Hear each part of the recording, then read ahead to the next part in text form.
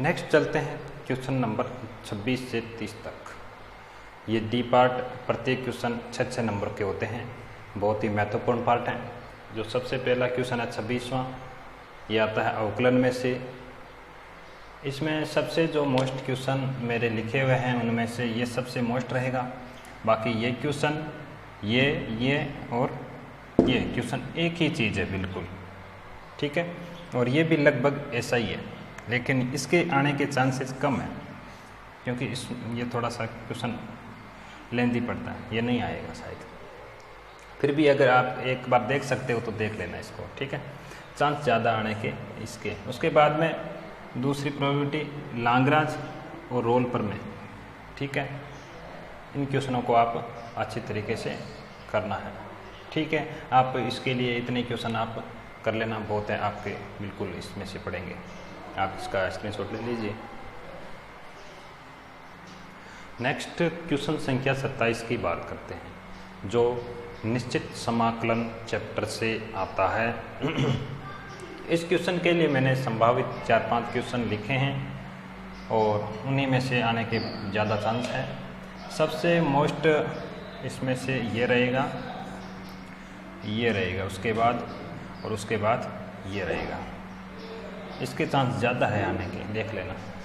इस क्वेश्चनों को आप अच्छे तरीके से करना, ठीक है। आप इसका स्क्रीनशॉट ले लीजिए। नेक्स्ट चलते हैं क्वेश्चन संख्या 28 की तरफ, जो अवकल समीकरण में से आता है और ये ऑप्शनल के रूप में भी है। ये फ़ायदा है आपके, 2 प्रश्नों में से आपको एक ही करना है। इस प्रश्न के लिए जो सबसे ज़्यादा चांस है वो बर्नौली समीकरण का है। इस टाइप का जो प्रश्न रहेगा वो सबसे ज़्यादा मोस्ट और इस साल के लिए आने की सबसे ज़्यादा प्रायिकता इस प्रश्न की बनेगी। बाकी ये प्रश्न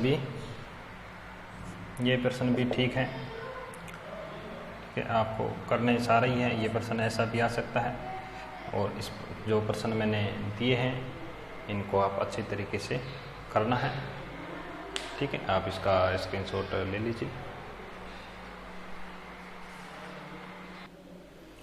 नेक्स्ट क्वेश्चन संख्या 29 की बात करते हैं, जो 3D में से आता है। 3D आता है चैप्टर में से।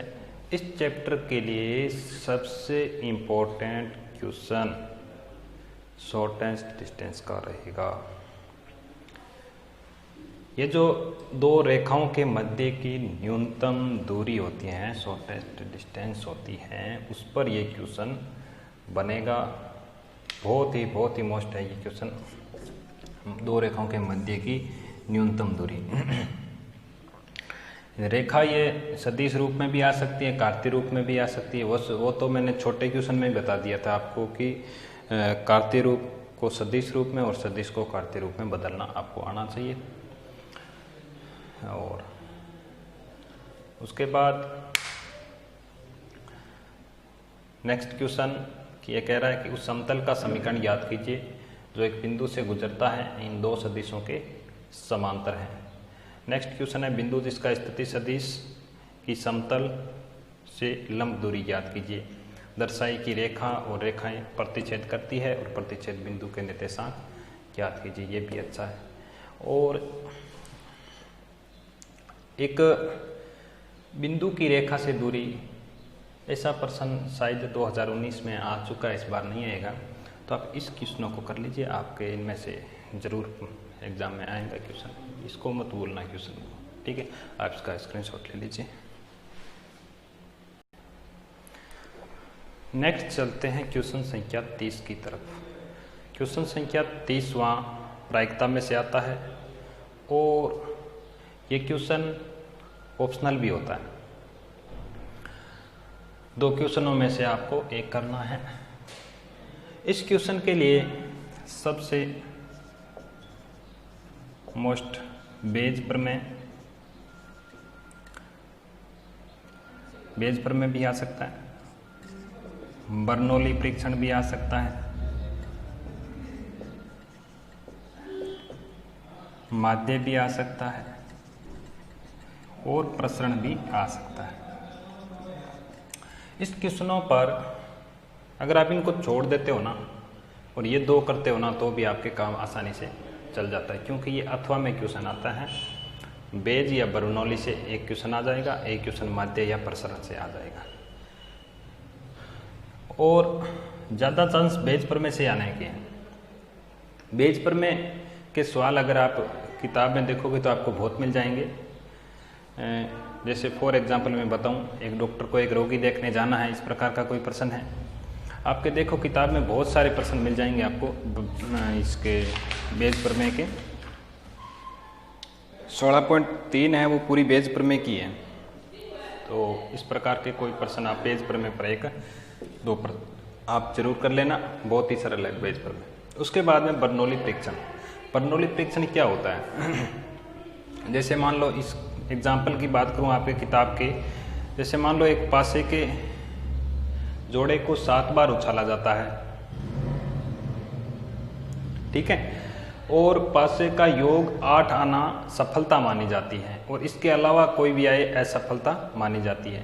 तो आप ऐसा याद करो कि तथ्यत 5 सफलता ही प्राप्त हो, 4 हो, अधिकतम 8 सफलता प्राप्त हो, इस प्रकार की अपने को प्रायिकता क्या कहलाती है? बर्नौली परीक्षण कहलाती है। और बर्नौली परीक्षण के लिए सबसे जो मोस्ट प्रश्न है उसके लिए मैं बताता हूँ यहाँ पर आपको। इसके लिए प्रश्न है आपके लिए,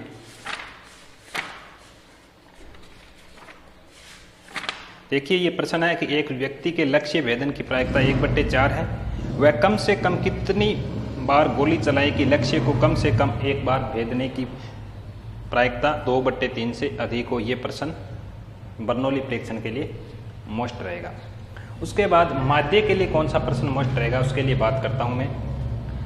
माध्य के लिए ये एक प्रश्न है, 3 सिक्कों को एक साथ उछाला गया है, सिक्कों पर चित्तों की संख्या की यादृच्छिक चर x मानते हुए x का माध्य ज्ञात कीजिए, ठीक है। और उसके बाद प्रसरण पे एक मोस्ट क्वेश्चन की बात करें, प्रसरण के लिए मोस्ट प्रश्न बनता है, एक अनभिन्नत पासे को फेंकने पर प्राप्त संख्याओं का प्रसरण ज्ञात कीजिए। इस प्रकार के प्रश्न आपके एग्जाम में आएंगे। तो मैंने तो सारे बता दिए, आपकी मर्जी है इन दोनों को कर लो या फिर इन सारों को कर लो, ठीक है। इनमें से एक प्रश्न पड़ जाएगा आपके और इनमें से एक प्रश्न पड़ेगा और वो ऑप्शनल रहेगा। तो